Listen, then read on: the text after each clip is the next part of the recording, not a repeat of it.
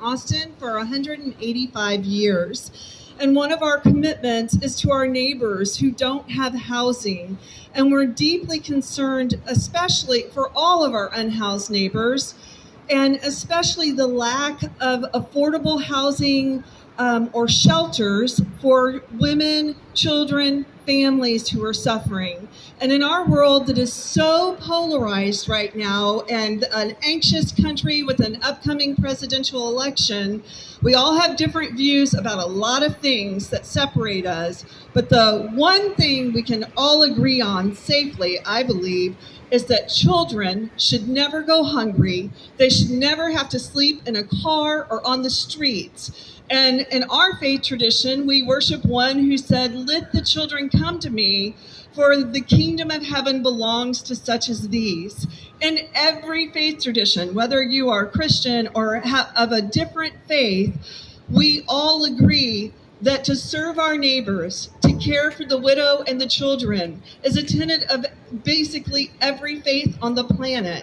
And so we want to encourage our community to remember that we are serving children and trying to provide for them so that it will benefit everyone, that they can grow and create a life of meaning and purpose and contribute to our culture. It's very hard for a child to learn and to focus on school when they haven't had a good night's sleep or enough to eat. That's what we want to do, and encourage our community to get involved. This will take every single one of us to fix this problem. So let's work together. And I'm going to turn this over to Sarah.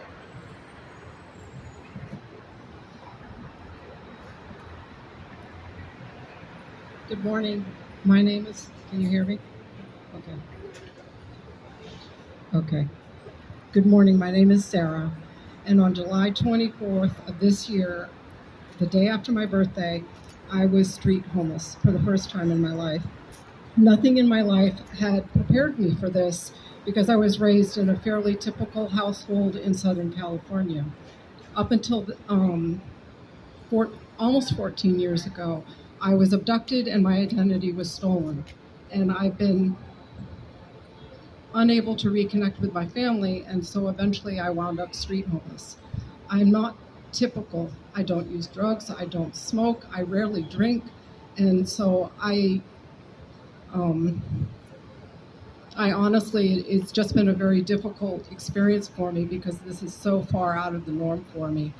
And up until the point that I was abducted, I was a very typical working wife and mother. And so it wasn't until I was abducted that my life kind of went downhill. It's been almost 14 years and I'm still struggling to regain my identity and rebuild my life and reconnect with my family, which I've not been successful doing yet. The important thing, though, is that I spent 9 weeks and 1 night living on the streets without any protection at all. And it was only with the help of Central Presbyterian Trinity Center at St. David's Episcopal and Host that I was able to get a bed in a homeless shelter here in Austin on 8th Street.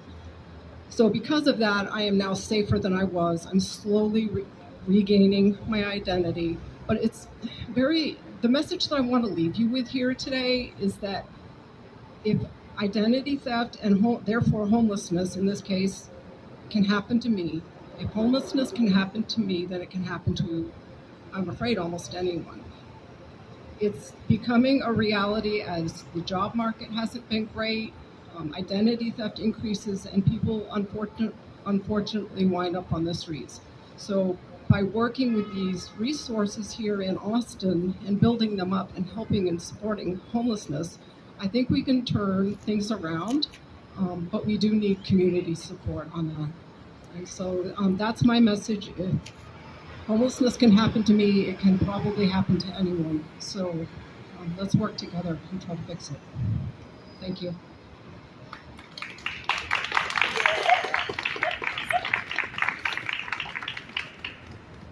Good morning. My name is Bree Rolfe, and I work with families of school that have school-aged children that are in temporary living situations.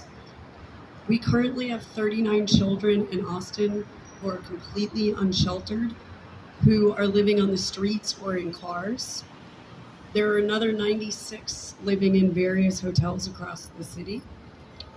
We also have 311 children in shelters.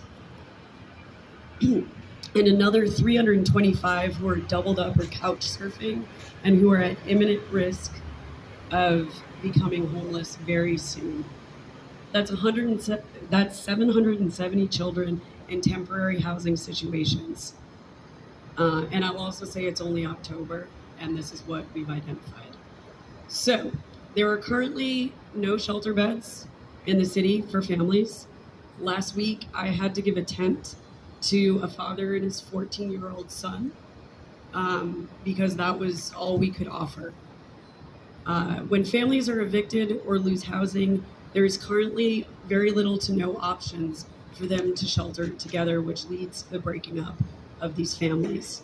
We need more family shelter options so that we don't have children trying to attend school and living in a tent on the street. So my hope is that the family shelter options will become more plentiful so that we can have programs that can stabilize these families and get them back into stable living conditions so that these children have a future. Thank you.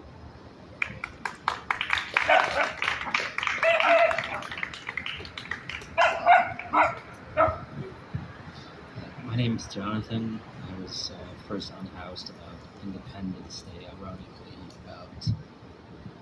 it's been almost a year and a half.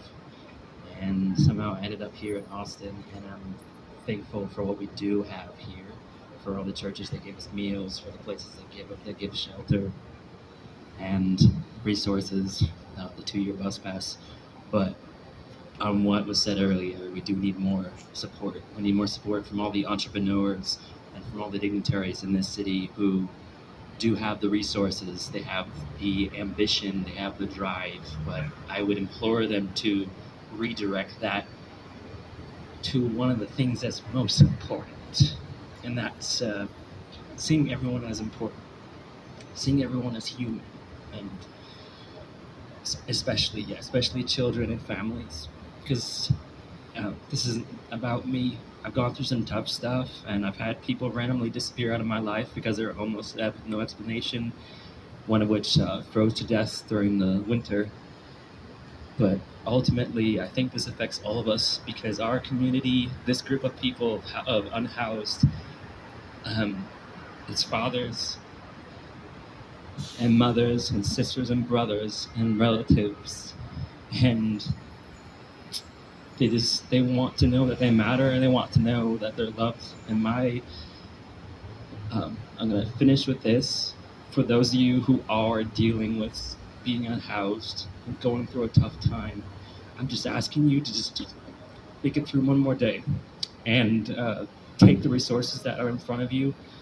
Be that source of kindness and help, if you can, to somebody right in front of you. Sometimes all it takes is that one little act of kindness. And thank you for your time.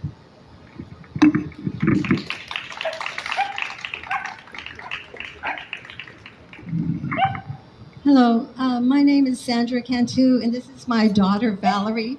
And we've been homeless for 5 months to 6 months here in Austin, and prior before we were homeless, but then we had shelter. But I got evicted from my place because I took my passwords to do something in the library, and my passwords and codes got stolen. So my check got stolen for 2 months, and then I got evicted. So here I am, homeless again, and we took an assessment, a housing assessment, both of us, and we didn't pass. We didn't have enough credits, even with me with a tumor, with disability, and I need healthy food to eat. My most concern is the sex trafficking that's going across all of Texas. It's on the rise, and women are being put on ignore. And in the winter, these men cover themselves from head to toe, and they can get away with these crimes more easily. And they're gone after me and my daughter so many times. They find out that you're vulnerable. It's really, really frightful. And believe me, it's cold, seriously cold, under 60. And I'm not seeing the resources. We have to carry heavy bags. I'm 64. I can't carry heavy bags anymore. So it's just really a serious matter. Yes, I just want to, you're out there every night, you're worried for your life. It's sleeping on a bench, and we ask for protection. We're people of faith. We love Jesus Christ, and we pray every night for our protection. And me and my mother started a GoFundMe page, and we just asked for freeze nights for shelter for women. Anything below 50 is freezing out there at nighttime. So we're just asking if we're praying for this GoFundMe page to really touch the hearts of Austinites. And That's it. Thank y'all so much for hearing.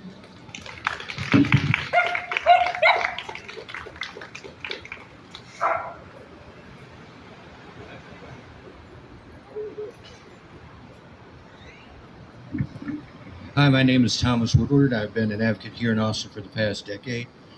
I wanted to speak on subjects of within our homeless community. We need more oversights over the programs. We need better communications.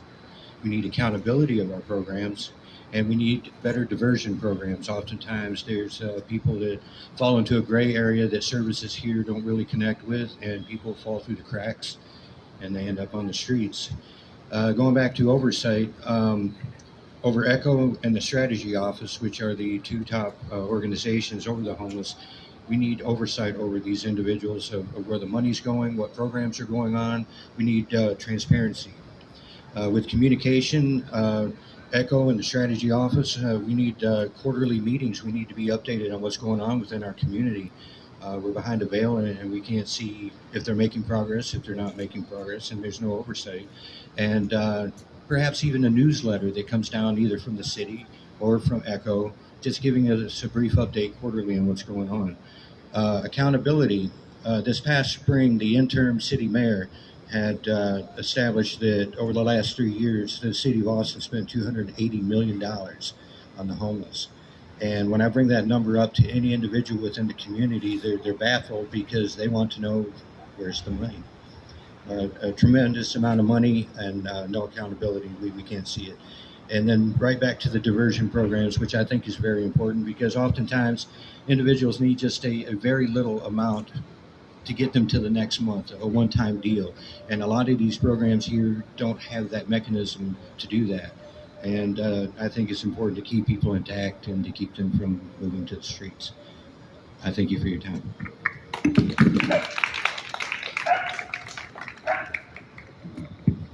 Hello, my name is Madrano. I'm boss, and I control the death rate in Austin. I got rid of the serial killers in Austin. I take care of the drug addicts and the homeless. There's no respect in Austin. I'm gonna bring it back. I'm gonna make sure there's gonna be respect. You see it again. That's all I got for you.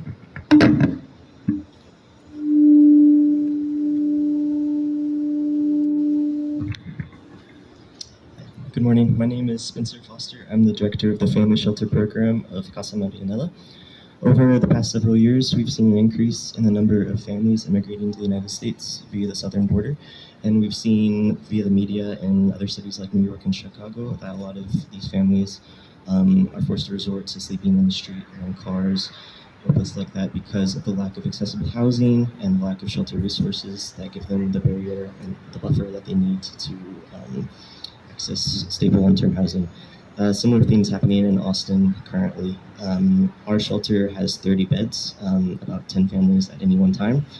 And we still maintain a wait list of about 5 families at any period of time. So these are families that are currently experiencing homelessness in Austin and are sleeping in the street or in cars or in overcrowded apartments with their children. And these immigrant families are very hardworking and extremely ambitious. We have a 3-month program, and during that time we have very high success rates.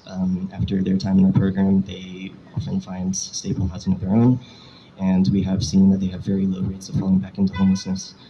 We successfully rehouse over 30 families per year, but I'm here to advocate for higher funding, for more space so that we can help even more of these families in our community. We're currently trying to raise $150,000 for a new shelter for our Women and Children program. And yes, we need more funding for our families in Austin. Thank you.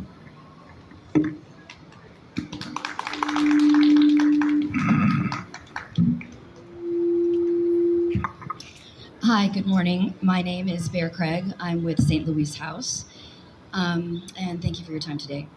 So at St. Louis House, we know what works.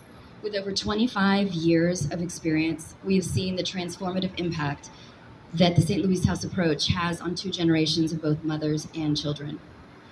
As Austin has become increasingly more unaffordable, and especially, more families, especially single parent families, are being impacted. We are serving more children than ever, and still our waiting list continues to grow. Consistently, more applications come in each month from families struggling in shelters, motels, doubled up with others, or in their cars, and in the woods. Most recently, we've witnessed mothers and their children entering our program whose housing consisted of paying rent just to access a single mattress in a crowded studio apartment with a room full of strangers. The thought of living that way seems unbearable with your children, but it's the reality of the families that St. Louis House serves. So stories like this remind us of the critical need for safe, stable housing and of the life-changing impact that we can have together. The St. Louis House model provides families the time, the resources, and the support they need by providing stable housing with wraparound services and case management tailored to meet the needs of these families who are overcoming homelessness, and offers the ability to stabilize, to build resilience, and to ultimately thrive. Without that stability and support, the cycle of poverty and homelessness will be perpetuated for generations. But by offering these families up to 4 years of housing paired with comprehensive wraparound services, St. Louis House gives them the time and support they need to heal, to grow, and to achieve lasting success and financial stability. To underscore the need, let me offer a few points for consideration. Homelessness during infancy and toddlerhood is linked to delays in cognitive development, language acquisition, social and emotional skills. These children are also at a higher risk for behavioral problems, reduced school engagement, and lower academic achievement later in life due to the stress experienced by these children and also their caregivers. These outcomes stem from frequent moves, the lack of access to early childhood programs, and exposure to chronic stress, all of which disrupt the child's brain development and learning abilities. Additionally, research shows that youth without a high school diploma are 4.5 times more likely to experience homelessness later in life. Chapin Hall at the University of Chicago found that the single greatest risk factor for future homelessness as a young adult is lack of a high school diploma or GED. So education plays a key role in the intervention and prevention of future homelessness. And lastly, further significant and sustained investment of the financial, land assets, and land development resources by the city and the county into programs that provide a solution to family homelessness are needed. So with that said, I am deeply appreciative of the fact that in this collaborative moment, there is heightened attention and readiness to invest in solutions for family homelessness. The Travis County Commissioners have already made strides by investing in family homelessness programs, and it's encouraging to hear that the Austin City Council is discussing similar investments during budget conversations, and we thank you all. This momentum signals a readiness to scale and grow these solutions, and we believe we need more programs like St. Louis House, and we need to grow our capacity to serve. To do that, we need more capital investment, not just from local government, but from our entire community. And the good news is that the St. Louis House solution is scalable. And with the right investments, we can expand our reach and serve more families in need, helping to address the growing crisis of family homelessness in our community. We are ready to grow. Now we need the support to make it happen. And together we can make a difference. By investing in these families, we are not just providing shelter today. We are helping to prevent future homelessness and poverty for generations. So I implore you, let's please invest in a solution that works. If you'd like to learn more, please visit the homepage of St. Louis House at stlouishouse.org to learn more about our life-changing model. Thank you very much for your time.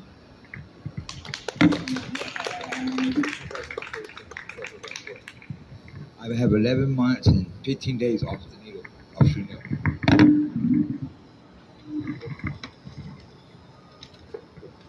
Thank you. My name is Andy Brower. I'm the Neighbors Program Manager here at Central Presbyterian Church.